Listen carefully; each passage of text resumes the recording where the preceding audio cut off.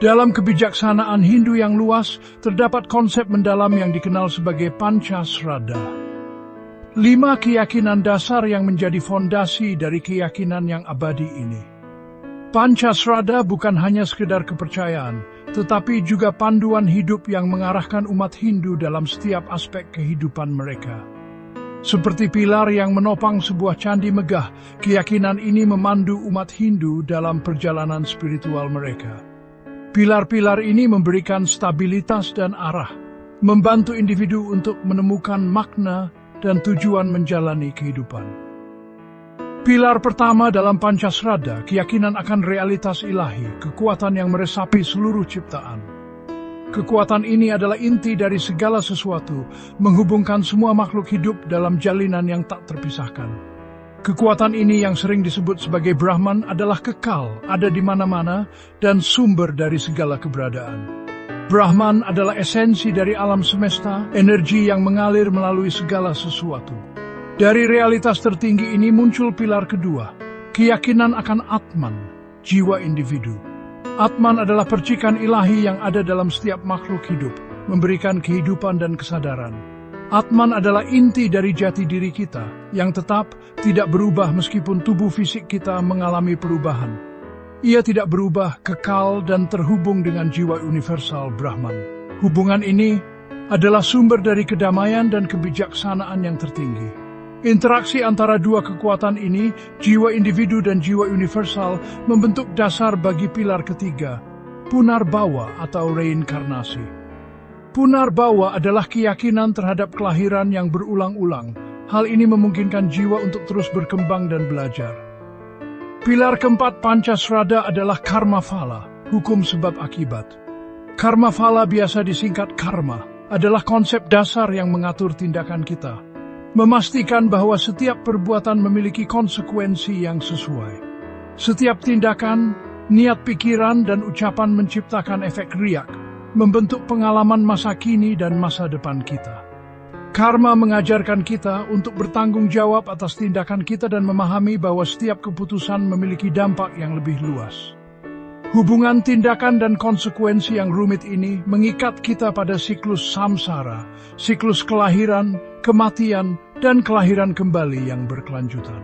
Samsara adalah roda kehidupan yang terus berputar, membawa kita melalui berbagai pengalaman dan pelajaran. Tetapi dalam Hindu, ada jalan menuju pembebasan dari siklus yang tak berujung ini. Pembebasan ini adalah tujuan akhir dari perjalanan spiritual yang membawa kita pada kebahagiaan dan kedamaian abadi. Hal ini membawa kita pada pilar kelima, moksha, tujuan akhir perjalanan spiritual. Moksha adalah keadaan di mana jiwa mencapai kebebasan total dari siklus kelahiran dan kematian. Moksha melambangkan pembebasan jiwa dari siklus samsara, keadaan bebas sepenuhnya dari penderitaan dan keterikatan.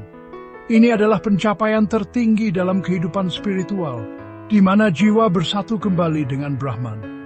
Bersatunya Atman dengan Brahman, percikan kecil yang menyatu kembali ke lautan keberadaan. Dalam moksha, jiwa menemukan kedamaian dan kebahagiaan yang abadi, melampaui semua dualitas dan ilusi duniawi.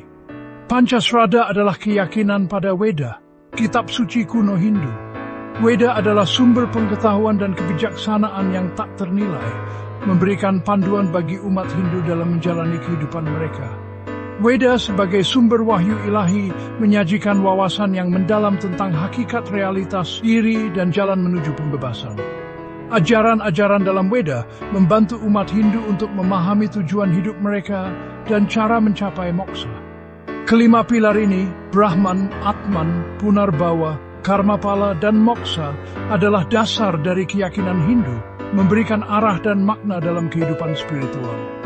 Anggaplah bagaikan peta dalam mengarungi kompleksitas kehidupan dan menginspirasi jiwa-jiwa perjalanan mereka menuju pencerahan. Dengan memahami dan menghayati Pancasrada, umat Hindu dapat menemukan kedamaian, kebijaksanaan, dan kebahagiaan sejati yang abadi. Bayangkan, jika hidup kita ini seperti sungai yang mengalir.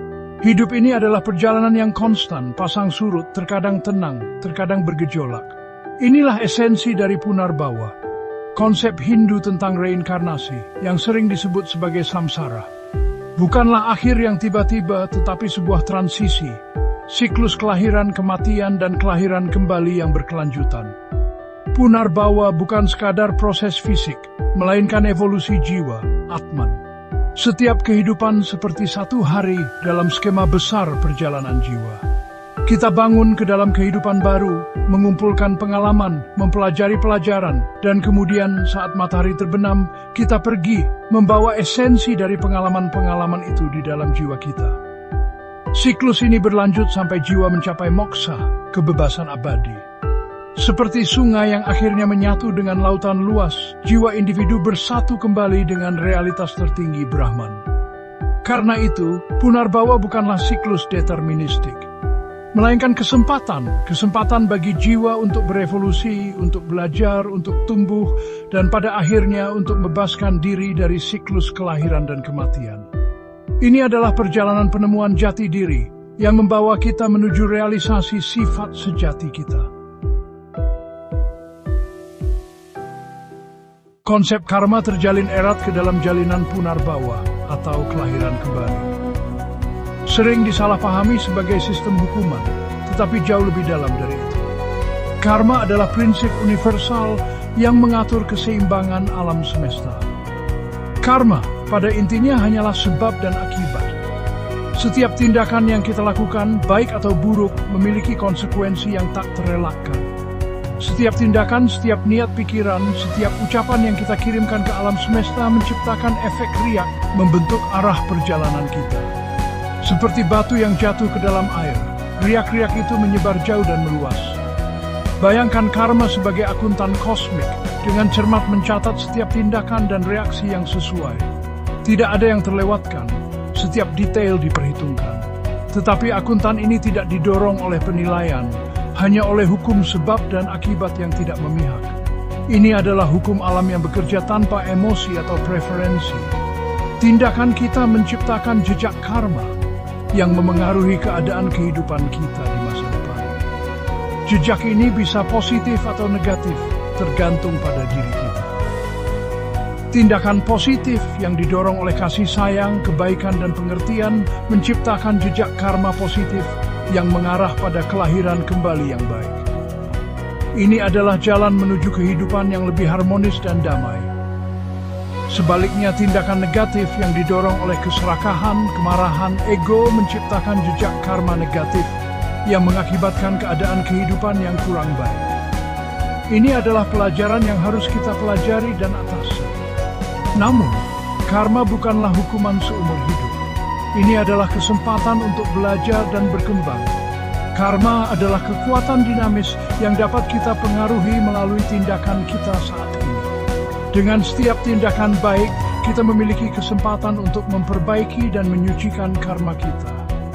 Dengan memilih tindakan yang selaras dengan kebenaran, dengan pengertian dan kasih sayang, kita dapat menyucikan keseimbangan karma kita dan bergerak lebih dekat menuju moksa, sebagai perjalanan menuju kebebasan sejati. Bayangkan karma sebagai 3 utas benang berbeda yang dijalin bersama, masing-masing dengan peran uniknya dalam membentuk takdir kita. Masing-masing memengaruhi kehidupan kita saat ini dan kelahiran kembali di masa depan, menciptakan pola yang rumit dan saling terkait. Benang-benang ini dikenal sebagai prarabdha karma, sanchita karma, dan kriyamana karma.